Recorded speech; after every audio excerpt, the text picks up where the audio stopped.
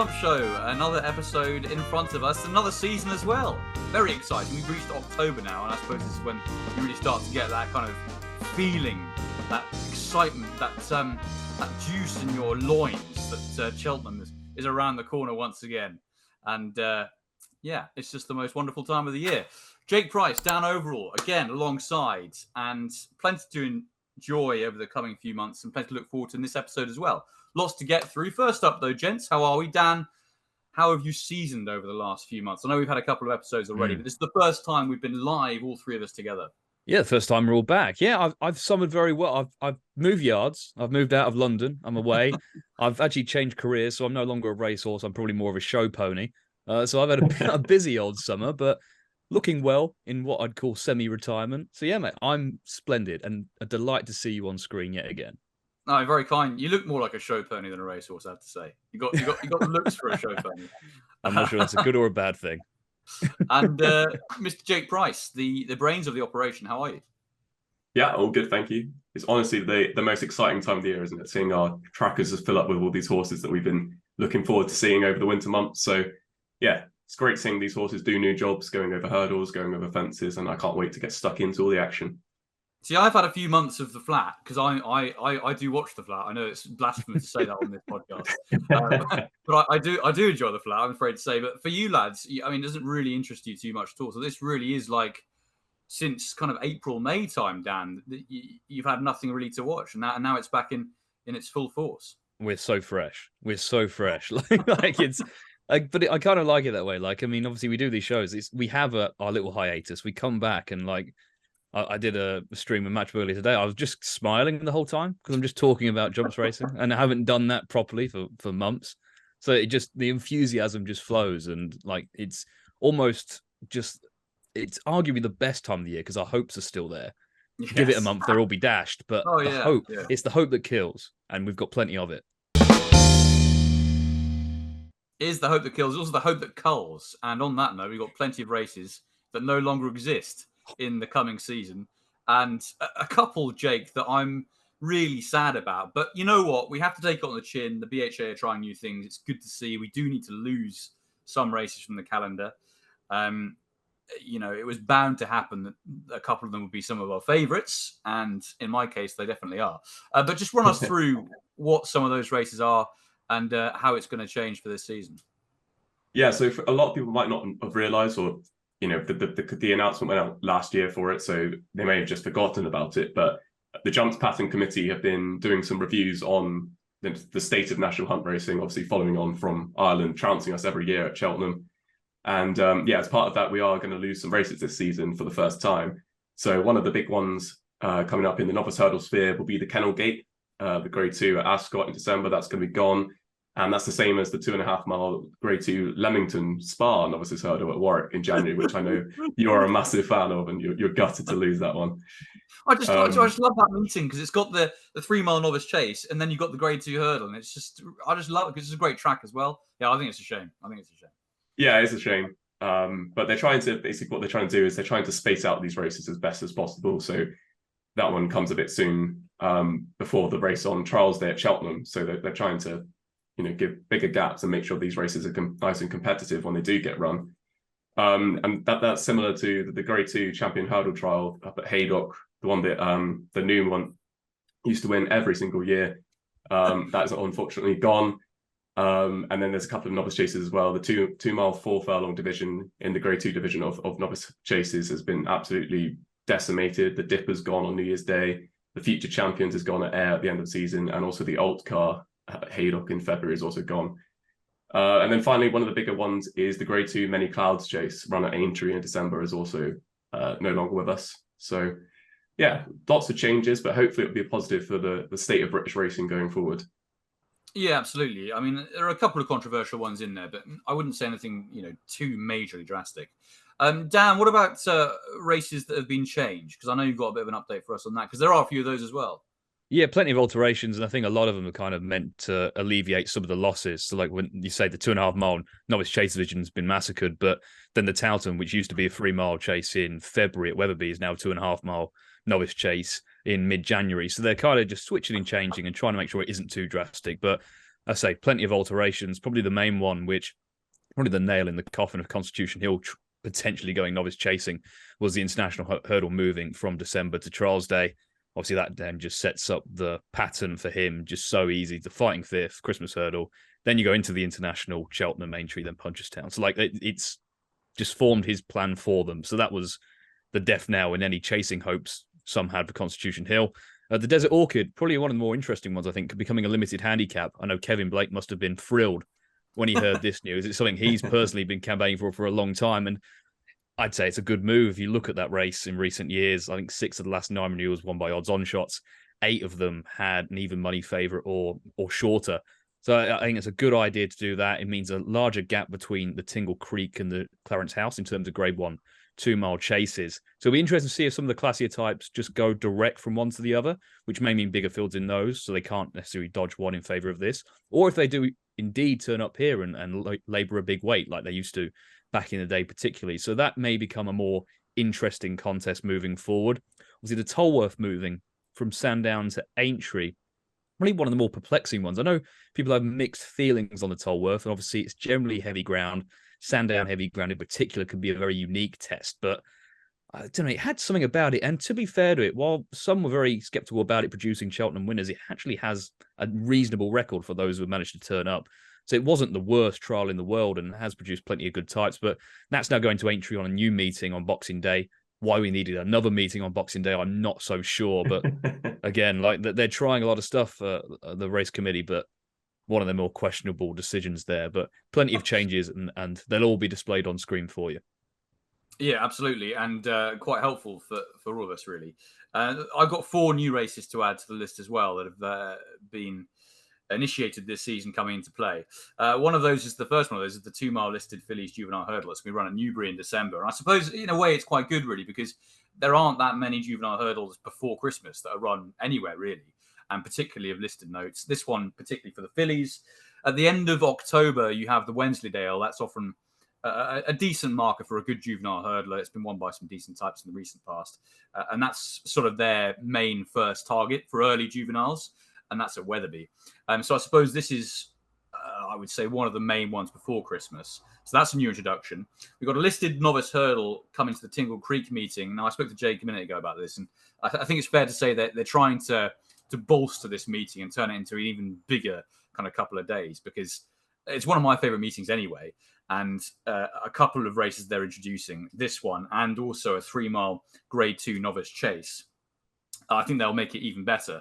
The other race, there are only 4 contests that have been added, is this 3-mile listed novice chase to the Cheltenham November meeting. So if we needed even more wonderful action to enjoy at that 3-day November meeting, they've added another listed novice chase, this time over 3 miles to enjoy. So yeah, only 4 races, but I think 4 interesting ones that have been added to the calendar there. Okay, moving on. Let's go on to some of the news that's come through the sales ring, because, Jake, this is always an exciting time of year, isn't it? Seeing some of the horses that have cost a lot of money and now going to war in the races themselves. Yeah, thanks, Tom. So this is going to be like last year, where I did the sales analysis looking at every single public sale between November 2022 and May 2023. So these are going to be all public purchases. So if there's any private purchases, obviously I'm not privy to the amounts that have been spent, so I can't include them. And I've also not included store horses, as they get a bit complicated as well, trying to find out who they've gone to and the names of the horses, etc. So these are all point-to-point recruits, bumper recruits, French horses or horses in training that have been sold at public auction between that time. And obviously the graphics are going to be on screen for you here, so you can see exactly what's been going on. So Gordon Elliott has unsurprisingly spent the most yet again, at just over 6.1 million this year, which is obviously an extortionate amount of money. And John Joe O'Neill has actually been very well supported as well, with just shy of 2.3 million worth of investment as well, despite having a fairly okay season, nothing to write home about. But they're trying to keep on improving that yard, which is good to see. And then perhaps surprisingly high on the list are Warren Greatrix at $1 million spent, and Jamie Snowden as well with 728k spent. So there's some notable names. And yet again, Henry de Bromhead comes out on top when looking at average price spent per horse. He does really seem to have a focus on quality over quantity. If we go onto the next graphic, however, I've also looked at the comparison year on year on spend, and it's interesting to see that Willie Mullins has actually gone down the order a fair amount this season, dropping from 4.1 million this time last year to 1.4 million this time around. However, I would caveat that with the fact that it does seem like he's been doing a lot of more private business than he used to do. Especially with his acquisitions from France as well. So that is worth noting that he will have a lot of horses that won't be on this list, as obviously they're just private purchases. Nicky Henderson has also received a lot of funding this sales season as well. He's reached 2.9 million worth of investment, which is up from 1.9 million last year. And it's also probably worth noting that last year he did seem to have a lot of private purchases, but there is definitely an emphasis on improving the Nicky Henderson yard this season. There's a lot of young talent coming into the yard from the point-to-point spirit especially, so look out for plenty of novices from Nicky Henderson this season. But a fairly surprising faller in the spend tier was Dan Skelton, with 875k less spent this season, despite his prize money going up by 1.5 million last season, which you'd think they'd want to kick on and keep on going to try and challenge that Trainers' Championship. But perhaps this season, that they're happy with the team they've got and that they haven't added as much as they have done in the past. Okay, allons-y. Let's talk about some French horses. And Dan, start with you with your French horse to follow for the season. Yeah, so there's so many of them, and I think we'll be providing a document, and Adam will have documented many of these. The one, I guess, as a soft spot for me, just because of the association with Gala Marceau, is a filly called Cargazy. Same colours, Kenny Alexander trained, or owned rather, gone to Willie Mullins. And she's already run 3 times over hurdles in France, already won a grade 3 as well. She's going to come over at a very experienced filly, showed a very good attitude on the last start as well. So she looks a ready-made type for those, especially those early graded juvenile hurdles over in Ireland. And we've seen time and time again that giving £7 to these experienced, tough, very good quality fillies in juvenile hurdles can be a very difficult task indeed.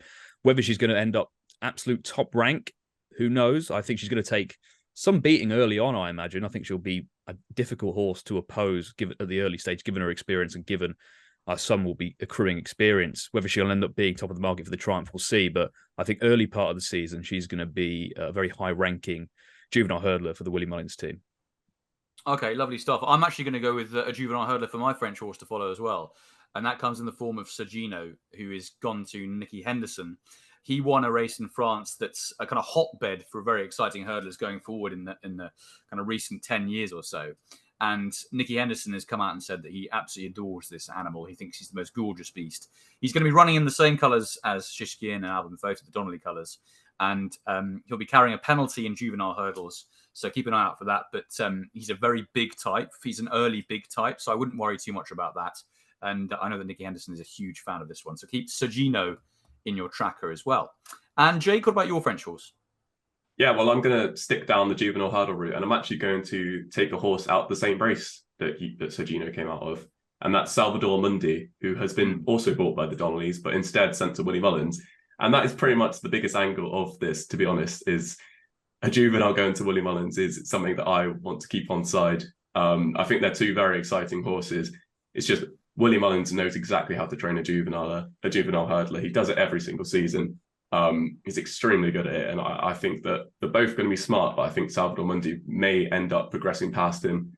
Exactly as you said, won't have any penalties or anything to contend with, so because he finished second at Oitoy. So yeah, I think Salvador Mundi is probably the one that I would like to take out of the race, but both of them could be very smart.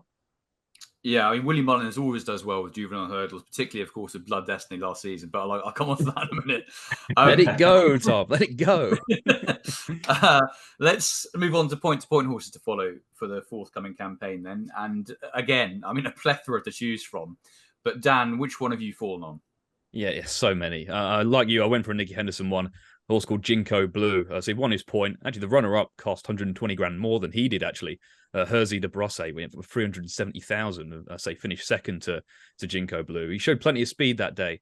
The Nicky Henderson new horse. He's a brother to a horse who actually won on the flat in France over 1 mile 6. He also won over 2 mile 3 over hurdles. Another half brother has won over 1 mile 7 over hurdles as well. So there's plenty of speed in his pedigree, and he showed it in his point to point. I think that's kind of the type we're looking for in Nicky in particular. He seems to excel with these speedier types over their novice hurdle campaign. So I expect him to probably hit the ground running. He was in training last season. They were looking to get a run into him in a bump at the back end of the season, but the ground dried out. I don't think that's necessarily going to be a negative. He'll go straight over hurdles this time, and he could well be one of the leading British 2 mile novice hurdlers this season. Excellent stuff. That's incredibly comprehensive about a horse that I'm already looking forward to seeing. I'm going to put up a horse that's gone to Gordon Elliott, actually, although was with him originally winning his point-to-points, and that's a horse called Wingmen, who won under Rob James last year, winning his 3 mile point-to-point by 12 lengths, very impressively indeed. Unsurprisingly, cost quite a bit at the sales. The January tat sale at Cheltenham cost 250 grand and has stayed with Gordon Elliott, all importantly, and is going to be running, I think, in the colours of the Morans Invective Stud. But he's been highly touted. If you watch that race back, that point-to-point that he won, you couldn't help but be impressed. And he's a horse for me who is well worth keeping on side. And any Gordon Elliott point-to-pointer that costs a lot of money is usually worth following. I mean, there have been some misses in the past, like Demand Driving Duvan, most famously, possibly. But for me, he is definitely one to keep on side. For the time being, at least, is Wingmen. And Jake, what about you, finally? Yeah, I'm going back to Seven Barrows, Nicky Henderson, and I quite like the look of Native Hill. He's a half rubber to Bells Hill, who obviously was very good for Willie Mullins' team back in the day. And one of the reasons why I actually quite like him is that Ronnie Bartlett has bought him, and he wouldn't be a the type of guy who would purchase a lot of horses every year. He's quite selective of what he does buy, and normally what he does buy does end up being quite good. So Native Hill's had 2 starts in point to point. He was sick for Tattersalls Farm, had a bit of a break, and then came back in the spring in April and won his race very nicely. So yeah, I think Native Hill could be a horse, probably more of a stayer than a speedier type, but being a half rubber to Bells Hill, but I think he's one to keep on side going forward. Okay, excellent stuff. Plenty to look forward to from the point-to-point scene and indeed from the Gallic scene as well over in France.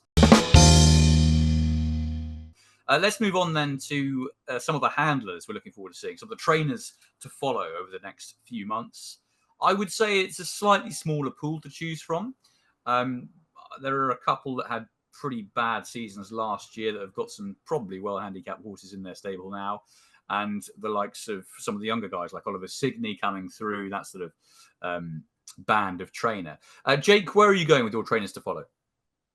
Yeah, well, I stuck up Lucinda Russell last year, and I'm going to be putting her on again just because I think that there's room for even further improvement this year.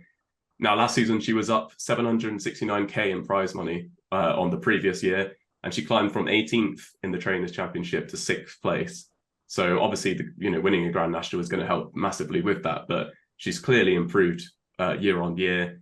Michael Scudamore is now obviously joining the operation as well. They're going to be joint license holders. So he brings the likes of Do Your Job with him as well, and he was a horse rated 143, so some even more ammunition to go to war with.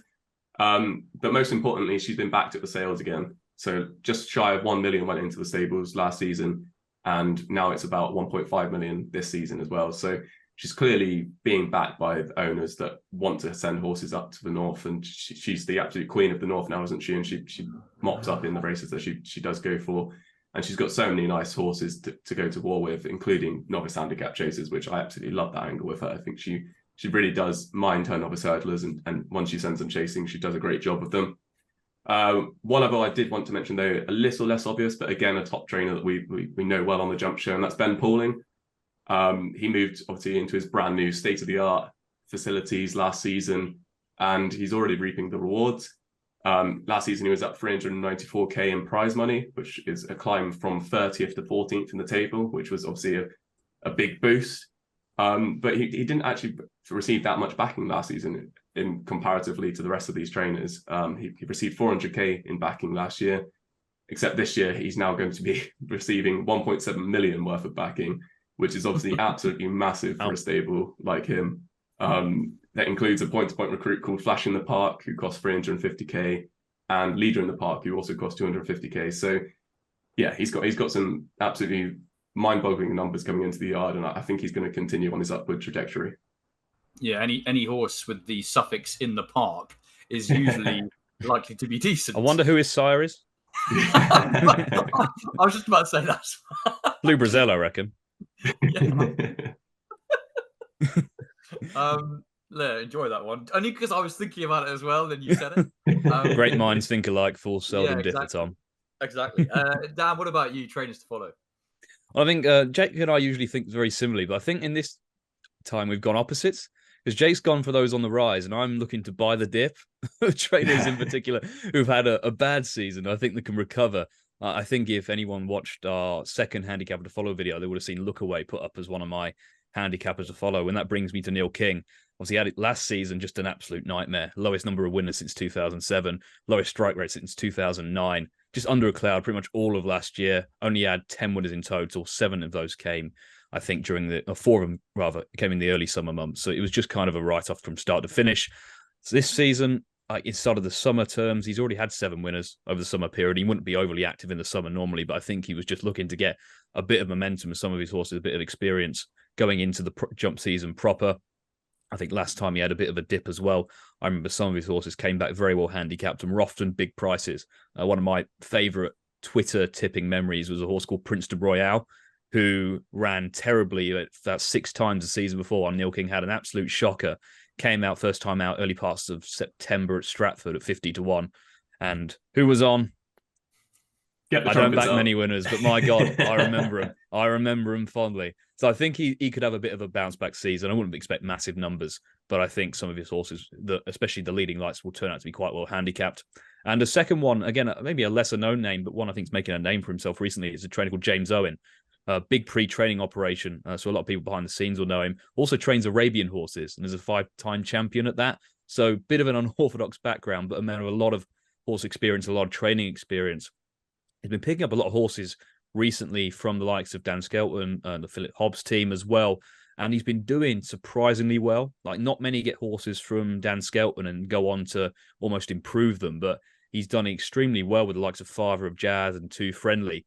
Like, they were kind of in the wilderness. They were kind of handicapped out of most races, running well, but not really looking like they were going to win any big prizes. But they've done extremely well.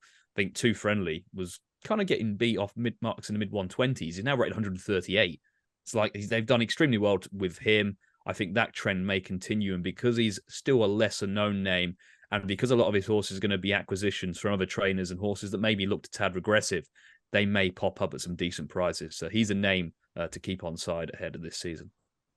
Yeah, I'd agree with that, actually, Dan. Definitely one to follow. I'm not going to stick my neck up too far beyond the parapet. I'm going to go for my main one is Jamie Snowden. We all know Jamie Snowden. He's been around for a while now. Not as long as you might think, actually. It was kind of 2010 that he properly started, 2011. But he has got a squad of all squads this year to go to war with, and some very, very nice types. Some left over from last season, who you all know, so like Gar Law. His target is going to be the former Hennessy, the Coral Gold Cup this year. That's right, Gino going for the Paddy Power Gold Cup at the Cheltenham November meeting. He obviously won at the back end air last season, quite impressively, and he's a horse that he thinks has strengthened up well. Always like that phrase. Everyone says it, but it always sounds good. And of course, you wear it well, who won the Grade 2 Mares Novice last season, beating Lucia and Magical Zoe, who of course won her return. And that's very strong form. She's going to stay over hurdles this season, and they're going to try and grab that all-important Grade 1 victory at the Cheltenham Festival a little bit further down the line. But it is a good program for mares hurdlers. It always has been, and I think it probably always will be. Same for the mares chasers, though possibly not to quite the same extent. And one other one to keep an eye on is, I don't know if Jake and Dan are going to know this one because it's come off the flap, but it's Reach for the Moon. Oh, I know him. Yeah, the Royal Horse. Yeah, the Royal Horse. Yeah. Oh, yeah, I did see this. He won the Solario as a 2-year-old and ran second at Royal Ascot in the Hampton Court. At one stage, was rated at 114, which for a hurdler is incredibly high coming off the flat. I mean, we've seen it with Joseph and Aidan over the past couple of years. Joseph, particularly with the likes of Sir Eric and High Definition, of course. I think High Definition was 120, I think, or 117 maybe. But it does happen every now and then. But it's a very exciting horse for Jamie Snowden to have. It's going to run in the colours of Queen Camilla.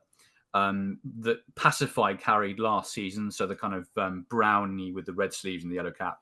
But definitely an exciting recruit to the jumping game, and particularly to Jamie Snowden's yard. The other trainer I'm going to put up is a trainer pairing, actually, by Josh Guerriero and Oliver Greenall.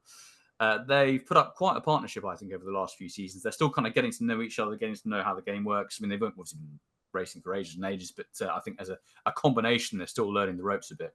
But I've been very impressed with their chasers in particular, but also their bumper horses. They operate at a 38% strike rate since they've started training together in bumpers. So if you see a Josh Guerriero and Oliver Greenall trained horse in a bumper, keep an eye on it. But over the last couple of seasons, they've started to acquire more stock, and I think their cast in the world is slowly rising. So definitely keep an eye out for those guys as well in trainers to follow. Okay, boys. Slightly less exciting for us, or maybe it is, who knows, is horses to forget from last season. And again, well, for me, there's a huge pool to choose from. Jake, I'm not sure how big your pool of horses to forget is. Probably not quite as big as mine. Yeah, well, last year I went for Bob Ollinger, and just to get the trumpets out once again, he ran 3 times and was beaten at very short prices on each occasion. So my record in this is still unblemished, which I think I'm going to have to lose here because I'm going to stick my neck right out on the line and go for A Dream to Share, who's currently the 4-1 supreme favourite, which I just think is ridiculous, to be honest. I know he was obviously a very, very good bumper horse, but I think the reason why he was such a good bumper horse is because if you look at his pedigree, he's by Muhaha, who has 4 siblings, and he has 4 siblings who all race on the flat, 2 of which were black type level over 1.5 miles. Like if that doesn't scream bumper pedigree, of being able to win bumpers, then I don't know what does.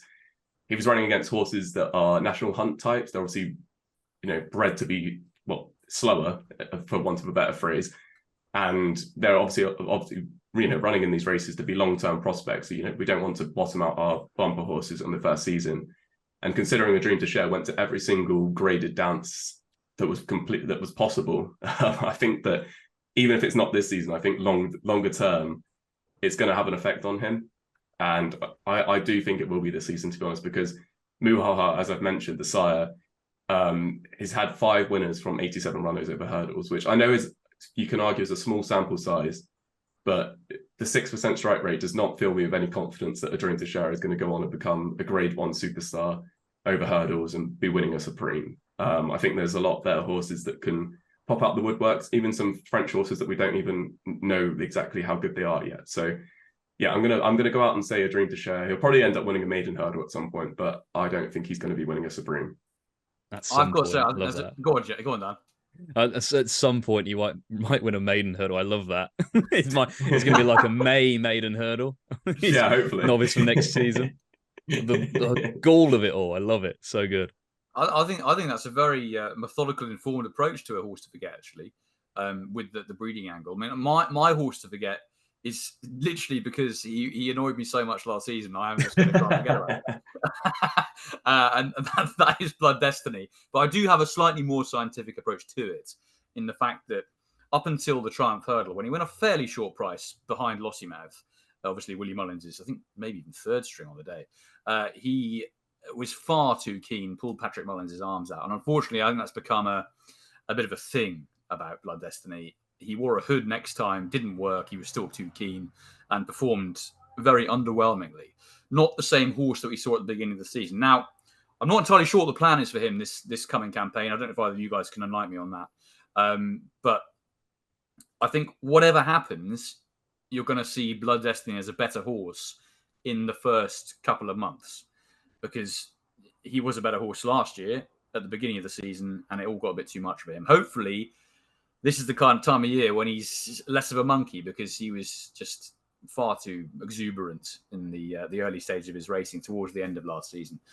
So if he can cut that out in the first few weeks, I just think the more he races, the more he gets excited.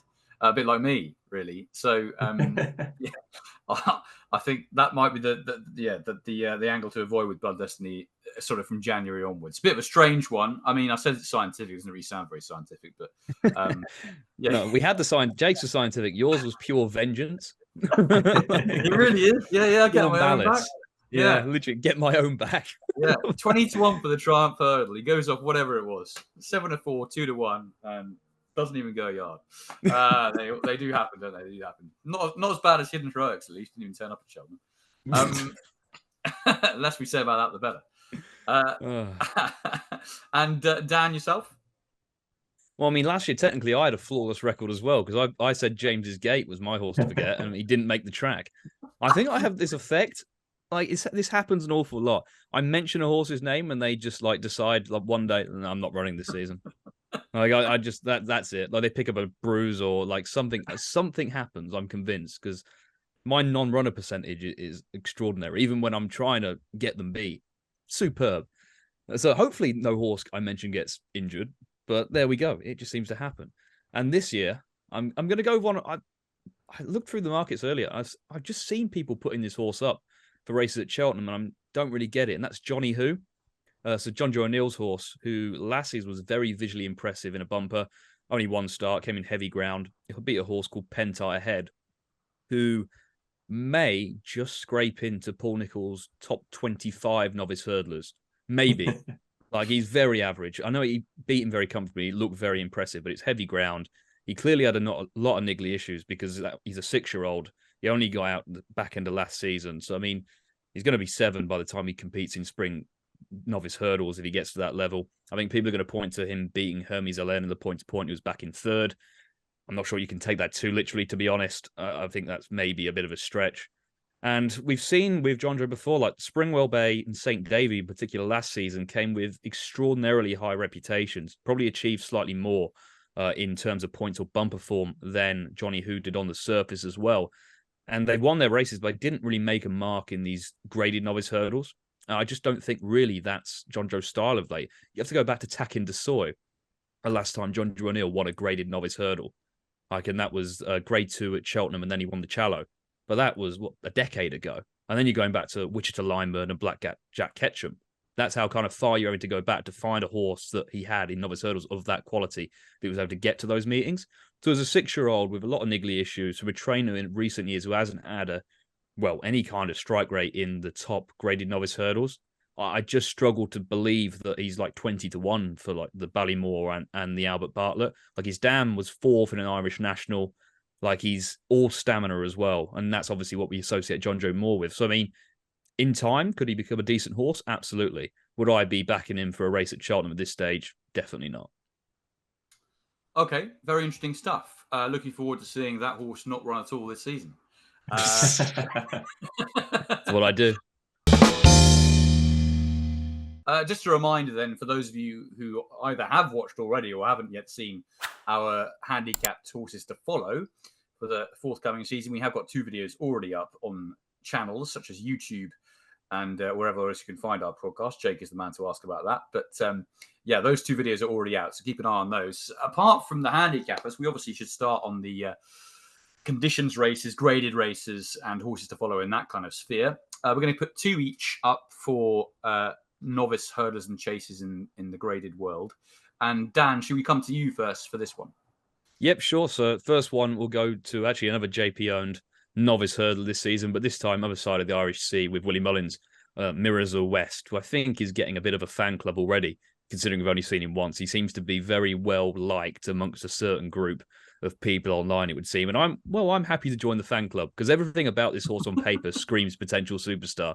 160,000 euros as a store, was in the process of bolting up in his point-to-point when trained by Elmarie Holden, fell at the last, unfortunately. Derek O'Connor rode him that day, then personally recommended him to JP McManus, who then privately bought him and sent him to Willie Mullins, and he's a full brother to Fernie Hollow. So on paper, like if races were run on paper, my God, he'd do a lot of winning. Like, and to be fair, the one time we saw him on track under rules, came in a bumper at the end of March at Naas, very visually impressive, made all, raced, I'd say, enthusiastically rather than keenly, but travelled like a dream, looked immense, like really look a beautiful stamp of a horse, quickened up nicely when asked, not really given a hard time either. I think that race is decent form. The second is a decent horse of Paul Nolan's. I think they think he's very good, called He's My Hero. And the third cost 360 grand as a point-to-point winner himself in Mahan's Way. So looks the part, pedigree's there. looks to have plenty of pace and a bit like Fernie Hollow, really. I think if Fernie Hollow wasn't in his pedigree and you'd never seen him run and being by a Westerner, you'd expect 2.5 miles plus to be his trip, but looks full of pace. So I think we'll have no problem starting out over 2 miles over hurdles. We'll probably get further because he does seem a bit more tractable than Fernie Hollow, but I think a lot of people are already backing for Supreme. I wouldn't go that far. I think he's already been cut a few points in recent weeks, but I think we're looking at a Grade 1 novice hurdler. Maybe in time, I think a Grade 1 novice chaser as well. He looks the real deal. Love that. Absolutely love that, Dan. Thanks very much indeed. Yeah, very, very interesting food for thought. Jake, your ones to follow for the season? Yeah, well, we've had plenty of years of Ronji propaganda on this jump show, so I think it'll be remiss of me not to mention Sharp Object. So this is the new filly that I've got to share in, and she's been a bit of a superstar already, really. She's only raced twice in the bumper. She was a point-to-point recruit for 42k. She won on a debut at Ballingrove, very impressive. The form's already working out. The second has won well since. And then the other day, she went and ran in a listed mares bumper at Goran, and she ended up finishing second behind Aurora Vega, who's obviously a big hype horse for Willie Mullins and looks very decent herself. So, yeah, all roads now lead to the Cheltenham November meeting, and we're very excited for her chances in the listed mares bumper there. Where, to be honest, like it's going to take a very good filly to come out and win a bumper and then be able to go off shorter price than her at Cheltenham. So, yeah, in John McConnell we trust with Sharp Object. But the novice hurdler that I really am a big fan of is Tully Hill. And as I was talking about earlier with A Dream to Share, he's the type of horse that was running up against him that I think is much more of a longer term prospect and was using bumpers as an education rather than the be all and end all of picking up prize money. Obviously, they bumped into each other at Punchestown at the end of the season in the Grade 1. And I thought Tully Hill did an absolutely fantastic job to finish second that day. He stayed on really well. He'd won his one bumper before that at Goran, which was a good performance itself. But to go there second time up at Punchestown and finish second in Grade 1, I think he's going to be one of Willie Mullins' top horses for novice hurdles this season. I'd probably earmark him as a Ballymore horse at this stage. But obviously, there's a lot of water to pass under the bridge between now and then. But yeah, Tully Hill is a horse I absolutely adore. I don't blame you at all. Yeah, looked very exciting so far. Best of luck, Jake, with Sharp Objects. I'll be cheering her on. I thought she ran a massive race behind Aurora Vega. That was some performance. And I think the winners are very, very good. So, yeah, lots to look forward to with her. I'm going to go with two myself. I've mentioned one already on this podcast. That's Colonel Harry, who's going chasing this season for Jamie Snowden. Fourth in the Tolworth last year. Then he absolutely bolted in a Newcastle novice at 4-1 on. And then went to Kelso and just got beaten and was a pretty hot novice there as well. The thing about this horse is that he's a proper old-fashioned Grey Abbey style galloper. I don't know if Jake or Dan either remember Grey Abbey. You might have been a bit before your time. How old are you? No, do you know what? I don't know. I seem to remember all these old horses, and I think to myself, I must be quite old because I remember watching Grey Abbey at Cheltenham when I was there. Tom, you make me believe in reincarnation. Generally, someone from the 60s has repossessed your body. I'm convinced of it. Not that you look at me and think, "Oh, I wish you would be made into someone else." No, the reason I like Colonel Harry, he's like an old-fashioned galloper. He's the kind of horse you think would, back in the kind of 1800s, would be at home, kind of steering a plough in the fields, and a proper kind of hardy type. And he's a absolute fit. The shoe fits for chasing, put it that way. I think he's going to be a proper good horse over the larger obstacles. He's a giant of an individual. They've always regarded him as a chaser. So I think anything, I know it's the old kind of cliche, anything that you do over hurdles is a bonus. But with him, he was very much bought as a chaser with that in mind. And he's still very lightly raced. He only had 3 runs over hurdles, or 4, I think. And he proved himself as a very good horse over those smaller obstacles. And I think the best is yet to come. I think he'll probably end up over 2.5 miles, but 2 miles is on the agenda to begin with. So keep an eye on Colonel Harry. My other horse to follow, that is Affidale Fury, who of course finished second behind Stairway Fay in last year's Albert Bartlett Novices Hurdle at the Cheltenham Festival. That was a really good run. He improved as the season wore on and didn't run too badly after that either at the end of the campaign. And he's a horse who I think is going chasing this season for Noel Mead. And he looks every inch a proper kind of doer stayer. And I think, we always see that when horses go chasing, having been hurdling, their stamina is borne out more. over fences because it takes more out of you. And hopefully we'll see that in Affordale Fury, because he proved that he's a very high-class stayer in the making, and stamina to burn as well. Noel Mead has done very well on the flat, actually, this year. He's sort of going more in that direction now, but he'll hopefully field Affordale Fury over jumps and do pretty well with him. So he'd my other one to follow this season. Lads, that's it for the season preview. Been a lot of fun. I think everyone's got their notepads out, I hope, and has written down some names there. And with any luck, there'll be a few winners, if not plenty in there. Jake, we've been through a few horses and some names of trainers there as well. So hopefully there's something in there for everyone. Yeah, absolutely. As you say, we've gone right across the spectrum there, from horses that have never run in the UK to horses that will hopefully be contesting grade ones. And obviously we've had the handicap videos before, so make sure you go and check those out as well to brush up on even more horses that you can add to your tracker. Yeah, and because the entries are flying out. They are popping off in the tracker now. It's getting they really are. It's getting intense. And do you know what, Dan? I feel like I know a lot about jumps racing, and then I come on here and it's like a school day. So thanks very much to you and Jake for enlightening me with all the knowledge that you have. And it's basically made me even more excited for the jump season, because you get to this point and you've got the November handicap as the kind of final flat hurrah. And, it's time for the proper muddy stuff to start, isn't it? And the ironic thing is you're about to record a flat podcast for Racing TV. Beautiful, beautiful irony. Yeah, it really is. Great stuff, guys. Thanks very much. Please do remember to like and subscribe to The Jump Show on social media and on YouTube as well. It really helps us out. And been a lot of fun doing this season preview. Hopefully some winners in there. Next time, it'll be our video before Chepstow's Silver Trophy meeting, which is always a really informative couple of days, and usually a pointer to who is going to be taking high rank throughout the coming season in handicap hurdles and novices and all the rest of it, conditions and all of it. So you're looking forward to that as well, as my voice goes even higher. Cheers, guys. That's it for The Jump Show. We'll see you all next time.